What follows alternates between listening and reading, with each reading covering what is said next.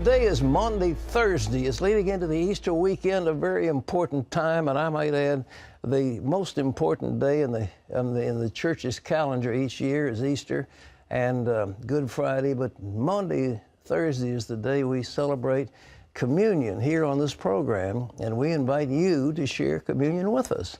It'll be my pleasure to lead you in that. So if you have a little bread and juice ready, or whatever you've got, juice, wine, whatever you take for communion, we'll have it together. We've got Gil O'Melio on that tremendous head of Christ. It's one of the great works of art of all time. That's Terry? right. It's a Holy Week tradition here, and through the eyes of the late sculptor Gil O'Melio, that's coming up. Always something special that we look forward to this time of year. But first in the news, it's, you know, you ask yourself, how big a fool does the president want to make himself in the eyes of the world? He's having negotiations with the Iranians who are saying, we're not going to negotiate with you guys. And all the other negotiators from all the other parties have walked out of the talks, except poor old Secretary of State Kerry. He's staying on. You wonder if he likes it in wherever they are, whether they're in Geneva or wherever they're having those talks. But they're fruitless. They're fruitless. And as there was a good article today in the Henniger in the Journal said, you know, it doesn't matter. You can have all the agreements in the world, and these guys are going to break them. The North Koreans have consistently broken. The Iranians will consistently break. They're going to break and break and break, and all you can do is, let's have some more talks. Let's make it easier on you. We've got to get a deal. Well, Caitlin Burke has got that story. Well past the deadline that had been set for Tuesday at midnight, it remains unclear whether any kind of deal with Iran is likely or even possible. The Iranian foreign minister accused the international community, particularly the U.S., of having defective political will in the talks. Iran has exhibited that political will. Iran has shown its readiness to engage with dignity, and it is time for our negotiating partners to seize the moment and use this opportunity, which may not be repeated. The foreign ministers from China, France, and Russia have all left the talks, but the U.S. remains, even after repeated warnings from the White House that it too is prepared to leave the table. If we are in a situation where we sense that the talks have stalled, then yes, the United States and the international community is prepared to walk away. Many lawmakers in Congress are fed up with the negotiations, and they're encouraging the White House to walk away and reapply pressure on Iran with tough new sanctions. In a joint statement, Republican Senators John McCain and Lindsey Graham said the talks with Iran have clearly failed and, quote, any hope that a nuclear deal will lead Iran to abandon its decades-old pursuit of regional dominance through violence and terror is simply delusional. Still, despite the growing criticisms of the Obama administration's negotiating strategy, the White House says that as long as those talks are making progress, the U.S. won't leave them. Caitlin Burke, CBN News. What is progress? You've got the head of that outfit saying, we're the great Satan. You go into talks with somebody that says, we are, you know, unalterably opposed to, in favor of the destruction of Israel, and there's no way we'll take that off the table. We have no deal whatsoever dealing with our launch vehicles, which we're building at a frantic pace. And we're going to hold you hostage as long as we can and get all the concessions we are. And we're out there looking like a bunch of monkeys. You walk away. You close your books and say, it's been nice, gentlemen. We'll see you later. And that next noise you hear is going to be our bombers overhead blowing up some of your installations. John Bolton is a brilliant guy. He was the nominee for United Nations ambassador, and he's written an article, and I kind of concur with him. The only way you're going to get those people paying attention is to bomb them. And we need to blow up some of their facilities. They've got something in Natanz, they've got several others now, and they're building them at a frantic pace and proliferating them. So why not just take some of them out? You say, well, get sanctions. Well, you can put sanctions on, too. The Iranians aren't going to do anything. They're already at war with us all around the world, so what else are they going to do? So why not, if you want to get them to do something, to pay attention, show force? Well, here at home, a critic of President Obama's Iran policy has been indicted by the Justice Department. Wendy Griffith has that story from the CBN newsroom. Here's Wendy. Pat, New Jersey Democratic Senator Robert Menendez says the charges against him are political, and he promises he won't give up his Senate seat. The Justice Department charged Menendez with 14 counts, including some related to bribery and fraud. But he says he'll be vindicated. The indictment of Menendez could hurt a bill he co-authored. It would call for congressional approval of any nuclear deal with Iran. Pat? Well, it's payback time by the regime. They're not going to let anybody criticize him, and he was right, a terrific roadblock. So put the attack dogs on him and put out a 14-count indictment and see what happens next. So he'll swing in the wind. It'll cost him millions of dollars, and he'll have to spend the next 2 or 3 years fighting charges. Ultimately, he'll probably be vindicated, but then it'll be too late. Wendy? Pat, legislators in Indiana and Arkansas have been rewriting their state's religious freedom laws after a media uproar along with protests. Supporters of the measure in Indiana are coming under fire. Owners of Memories Pizza had to shut down Wednesday until further notice after receiving threatening phone calls and social media posts. But because the restaurant says it serves gay customers but wouldn't serve a same-sex wedding. If a gay couple was to come in, like say they wanted us to provide them pizzas for a wedding, we would have to say no. Defenders of the restaurant started a GoFundMe page that has already raised around $50,000 for the pizza shop owners. The new religious freedom law goes into effect July 1st. Pat, so much for the liberal intolerance. Hey, pizzas, I think, you might as well keep your mouth shut. I'm not sure I would serve pizzas for a gay wedding. Well, most gays, if they're having a wedding, don't want pizzas. They want cake. It's the cake makers that are having the problem. But let me tell you, it doesn't matter what custom you've got. It doesn't matter what holy thing that you worship and adore. The gays are going to get it. They're going to make you conform to them. You're going to say you like anal sex, you like oral sex, you like bestiality, you like anything you can think of to whatever it is, and sooner or later you're going to have to conform your religious beliefs to the group of some aberrant thing. It won't stop at homosexuality. We've got what's called polyamory. Well, what about that? Well, what about polygamy, where you've got multiple wives? How can we say that one is constitutional, the other's not? And then, as you say, what's so terrible about having sex with animals? Well, that's going to come next. You watch it down the road, and Christians are going to be saying, well, you're intolerant, you're intolerant, you're trying to mitigate against these nice people who like dogs. What's wrong with you?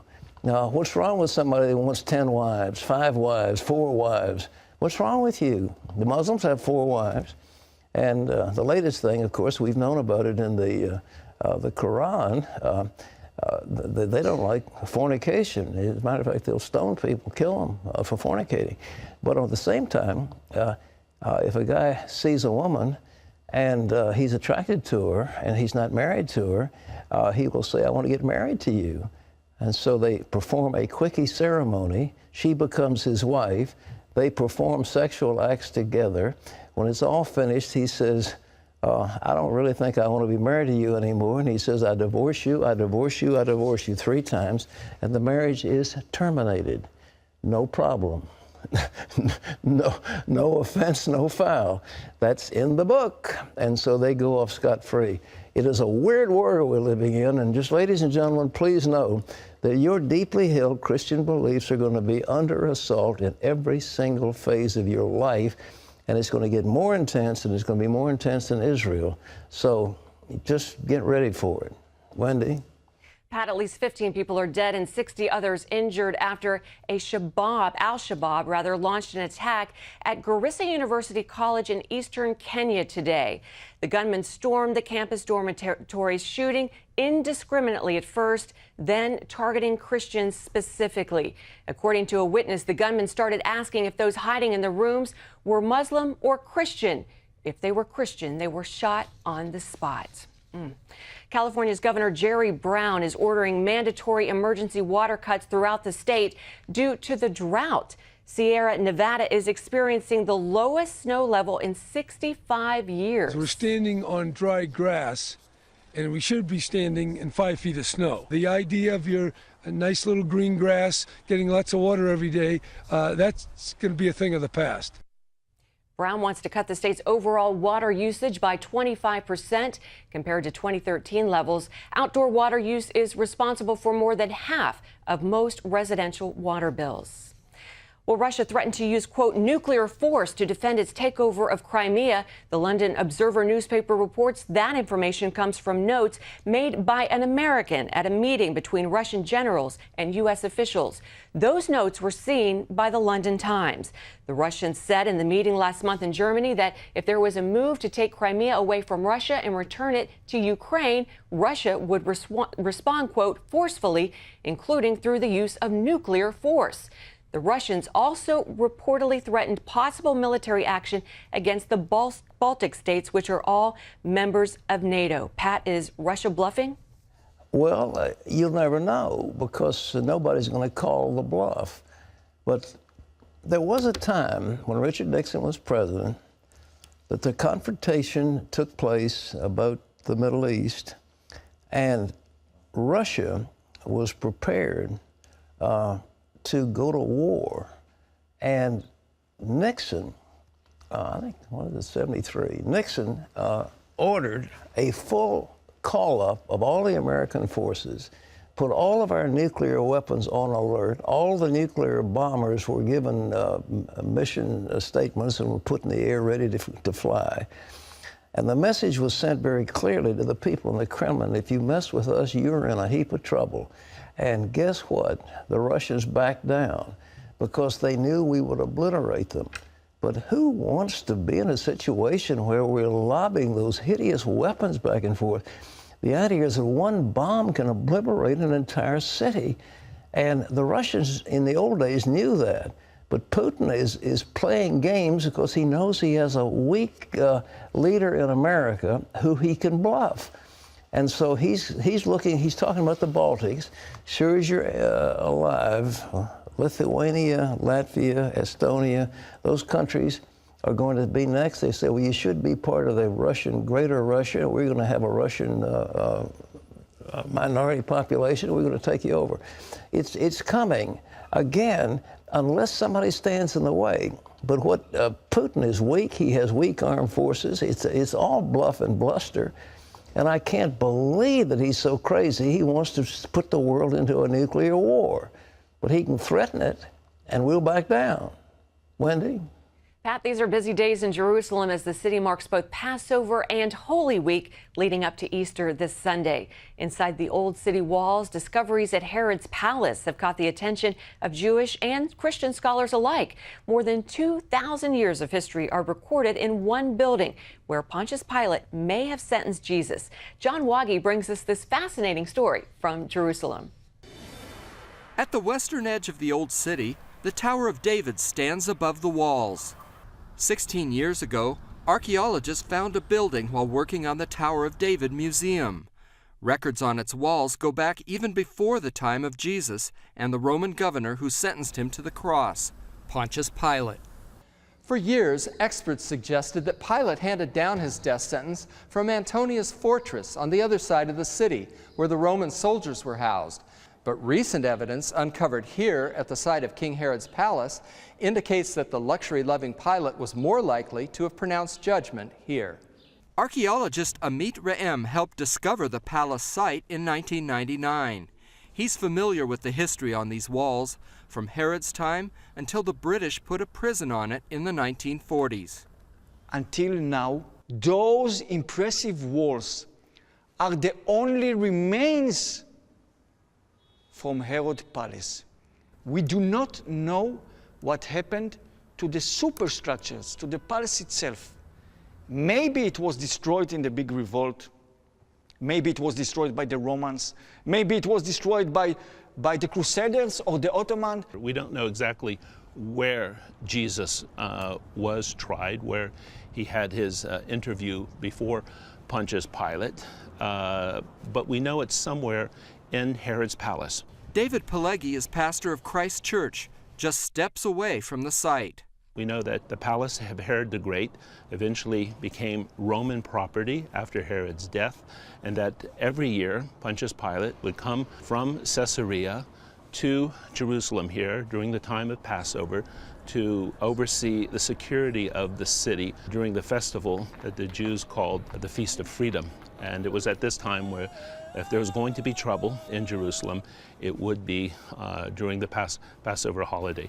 Pileggi says that in a way, the Tower of David encompasses the entire life story of Jesus. Scholars have been saying for half a century that the life of Jesus begins at the Tower of David, or what was then Herod's Palace.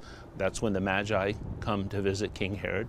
And his life ends basically when Pontius Pilate sentences him to death, pretty much in the same location. So there's some very interesting irony in this story. Israeli archaeologist Renee Sivan is still struck by its power and opulence, even though she helped begin the digging. Jerusalem is like an onion.